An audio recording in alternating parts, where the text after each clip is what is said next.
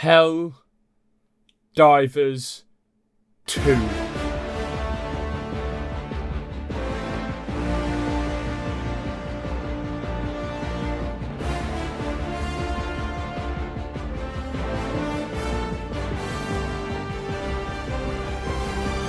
If you somehow haven't already seen, and have been living under a rock, a little game called Helldivers 2 has become just a bit popular recently. The game takes heavy inspiration from the film Starship Troopers, with the kind of plot of the game being to spread democracy throughout the galaxy. The game is a co-op PvE extraction third-person shooter, which I'm honestly happy to see because we don't really get much of it these days. In the game, you have your own ship, which is like the hub for the game. And although you can't really customize it, like in other games, you can choose missions here, go up in the battle pass, unlock new items, and there's a lot, so I'll just explain it.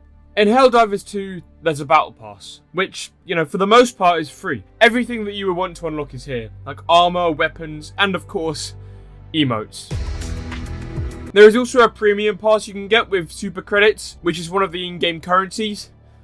This one is the microtransaction one, however, you can get these from finding them in-game. You can unlock the battle pass rewards with medals, which come from completed missions, and the harder the missions are, the more medals you get. From completed missions, you also earn XP and Requisition, which are two very important items. Requisition gets you different stratagems, or call-ins.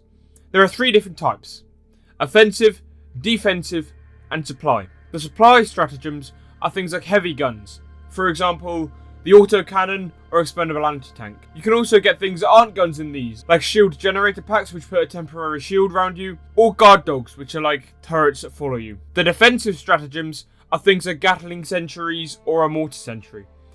They're basically just turrets that you can put down. The offensive stratagems, things like the orbital precision strike, orbital laser, and my personal favourite, the Eagle 500 kg bomb, which is essentially a tactical nuke incoming!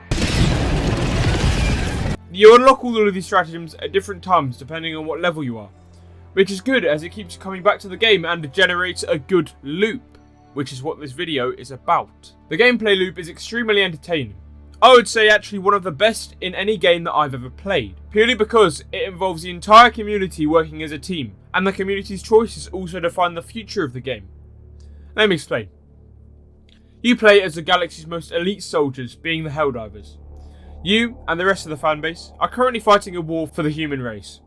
This is done through liberation and essentially giving planets freedom. You can see the liberation level here. Whenever a team completes a mission on one of these planets, the liberation goes up by a fraction of a percent. This is the same for every single one of the 800,000 concurrent players. Every time these people complete a mission, the planet goes up a fraction of a percent. This gives the community a sense of achievement when they've completed stages, because they are quite literally all working together for one goal: to win the war against the Terminids and the Automatons. Those are the 2 races that the human race is under attack by. The Terminids are bug-like creatures who spawn out of spores in the ground.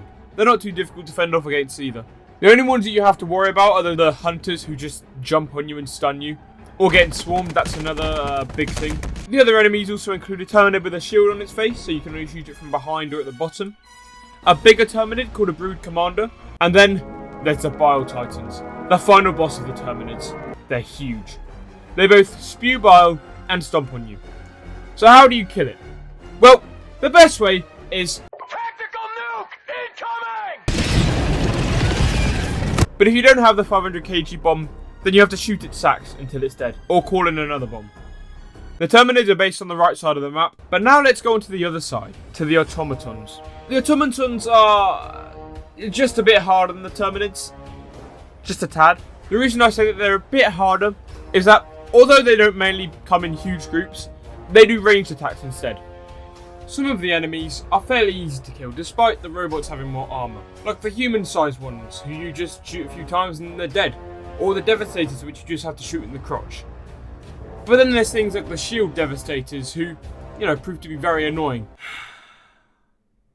Then there's the Hulks. There are 2 types, being the Obliterators and the Scorchers. The Obliterator having guns, and the Scorcher having melee and a flamethrower. To kill them, you either need to call a stratagem right on them, or shoot them from behind, which is a huge pain in the ass, considering they're normally always chasing you, and your friends are probably off doing something else.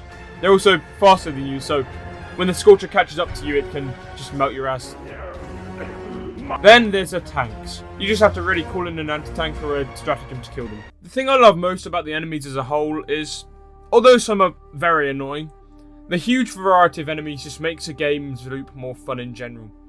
Because you go in there not knowing what to expect or what you're going to get. And when I say the game loves to surprise you, I mean that the game loves to surprise you. But what about the weapons? The weapons that you use to fight all of these guys with are very unique too, with 6 classes, excluding all the supply weapons. You have Assault Rifle, SMG, Energy-based, Pistol, Shotgun, and Marksman Rifle. All of these I'd say are pretty self-explanatory, aside from the Energy-based. The Energy-based are just laser guns, I'll just say that. It's just infinitely shooting a laser until a charger runs out. The aiming is done in either third person or a first person way if you want. Every weapon can also be used on every planet. A feature included with the weapons is friendly fire, which is nothing short of hilarious. It can happen through accident through things like mortars or stratagems, but it's just so funny team killing each other in games sometimes on purpose. It's not very loud. Why are you fucking? That is until you have no reinforcements left and you just all die before you extract. I think that team killing is perfect for Helldivers 2, because it differentiates the game from lifeless shooter game to La Funny Astronaut Freedom game. And team killing, it just creates so many funny moments, I'm telling you. Oh my god. But how can we talk about the weapons without talking about the armor, ladies and gentlemen? The armor is, once again, earned by the Battle Pass, and there are countless armors that have been released since the launch of the game, because you can also buy it in the store with super credits if you have enough. The helmets and capes don't really do anything for you, they're just there for cosmetic use, but some of them look really, really cool. But the actual body armor comes in 3 variants: light, medium, and heavy. Light armor gives you more stamina but less health. Heavy armor gives you more health and less stamina. And medium is the best of both worlds.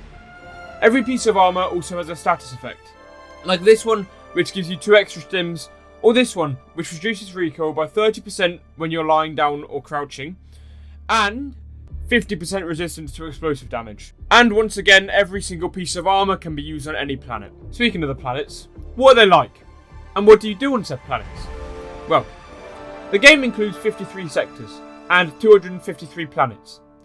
However, from what I can tell, there are around 6 main maps in the game, being Frozen, Desert, Moonlight Wasteland, Open Plains with red grass, Mountainous Death Stranding area, and a jungle. These all have different variants too, like with Mantis being a light jungle planet with crops going around it, and Malevolent Creek just being Space Vietnam. RIP to all those soldiers defending Malevolent Creek.